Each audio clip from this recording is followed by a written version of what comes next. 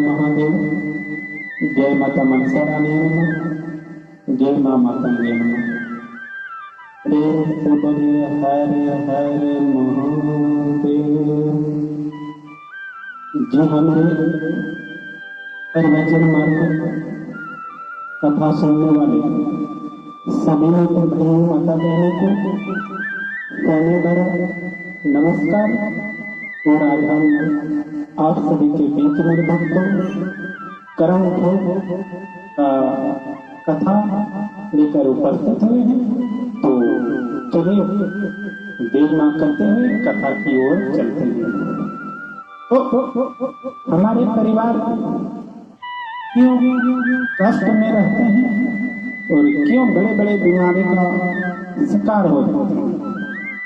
तो मेरे भक्तों ये कर्म का भोग है। हमें जिस तरह कर्म करते हैं उसी अनुसार फल मिलता है। तो कर्मों के अनुसार आपके जीवन का यात्रा आनंद भरा हो या कष्ट भरा जीवन व्यतीत होता है। तो एक ऐसा समय की बात है, दुर्गा पूजा की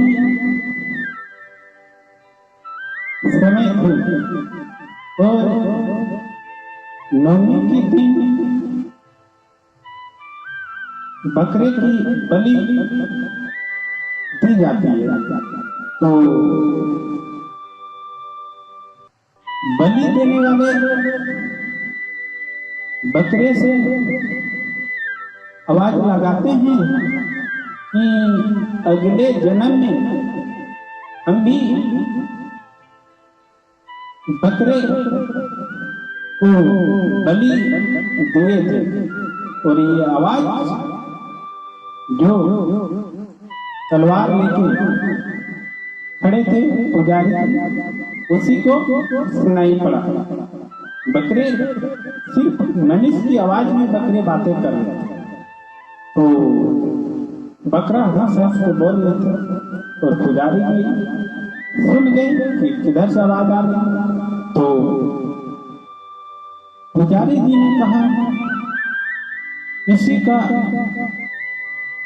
कर्म का फल है जो दूसरे जन्म में हमें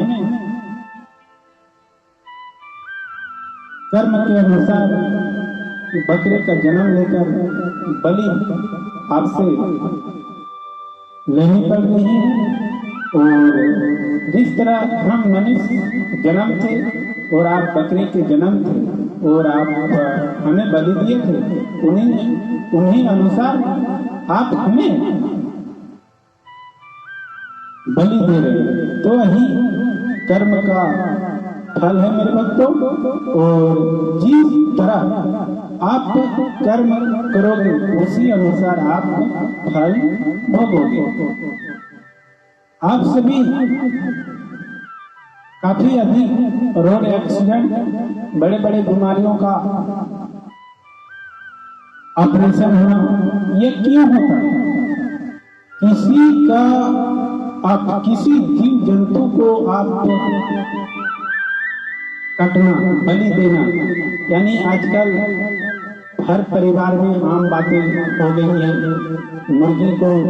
मुर्गा को बना के उसका मांस खाया जाता है। तो वह भी उसका भी एक आत्मा है, वह भी अपने जीवन जीने का अधिकार है। और उसका एक मुर्गे का जीव आप हत्या करके उसका मांस आप खाते हो। जिसने मुर्गे का हत्या करते हैं, अगर अभी जब हम मुर्गे का हत्या करके बलि उसका मीट बना के खाते हो, तो एक ना एक दिन आप बड़े से बड़े बीमारियों का आप शिकार हो जाएंगे और हॉस्पिटल में एडमिट हो जाएंगे और आपका भी चीर फाड़ करना स्टार्ट हो जाता है। डॉक्टर आपका चीर फाड़ करते हैं। ये कैसे होता है मेरे भक्तों? यही तो है कर्मों का फल। आप इससे बचोगे तो आपका जीवन में कभी भी बड़े से बड़े बीमारियों का आप शिकार नहीं बनोगे। फिर आप कहते हो हमें तो डॉक्टर ने सलाह दिया कि ऑपरेशन करना पड़ा, तो आपको डॉक्टर ने बोला कि हमें ऑपरेशन करना पड़ेगा, तो आपका भी तो बॉडी को चीर फाड़ करता है। जिस तरह आप एक मुर्गे का चीर फाड़ करके उसका मांस खाते हो, उसी प्रकार आप भी डॉक्टर आपका भी मांसपेशी को चीर फाड़ करके उसका अन्य मांसपेशियों को निकाल दी जाती है।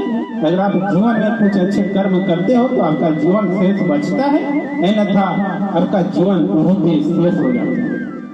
और आप सभी अक्सर देखते होंगे रोड एक्सीडेंट हो जाते हैं, उसका मांसपेशियां धज्जियां हो जाती हैं, रोड में बिखर जाती हैं। ये सब कैसे होते हैं? ये सब इसलिए हो रहे हैं, आप भी किसी जीव जंतु का मांसपेशियों का धज्जियां उड़ा कर उसका सेवन करते हो और आप भी उसी का कर्म का फल भोगते हो। एक ना एक दिन आपका भी मांस मीट जो रोड एक्सीडेंट से हो जाती हो और आपका मीट आपका शरीर का मांसपेशियां धज्जियां उड़ जाते हैं और वही मीट आपका शरीर का मांस चीर कर नोच कर खाया जाता है।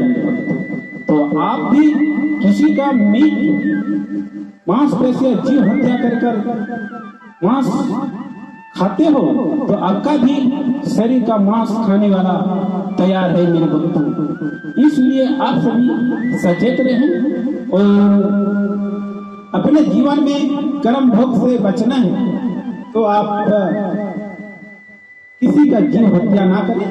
हर जीव का जीवन जीने का अधिकार होती है और खाने पीने की सामग्री हमारे इस पृथ्वी पे ईश्वर ने बहुत अनेक सुविधाएं दे रखी है और खाने पीने की एक से एक वस्तुएं सामग्री मिलते हैं मेरे भक्तों। इसलिए आप सभी को किसी का जीव हत्या करके आप खाओगे, किसी का मीट खाते हो तो आपका भी मीट खाने वाले इस धरती पे तैयार है।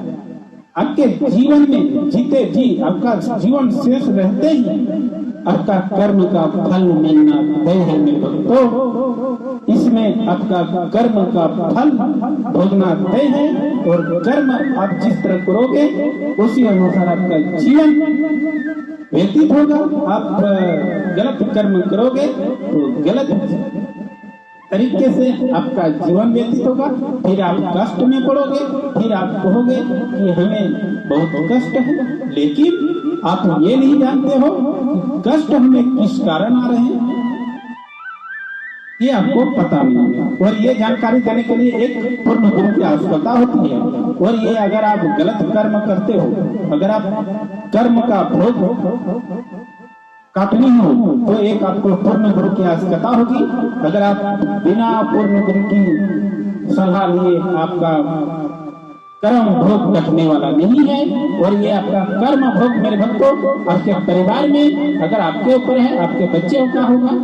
आपका जीवन जब खत्म हो जाती है तो आपके बच्चे के ऊपर कर्म का भोग अटक करता है और बच्चे पर ये आपके परिवार में ही चलता रहता है और आपके परिवार में संकट ही संकट भरा जीवन व्यतीत होता है मेरे भक्तों। तो आपको कर्म का भोग काटनी होती है तो एक पूर्ण गुरु की आवश्यकता होती है।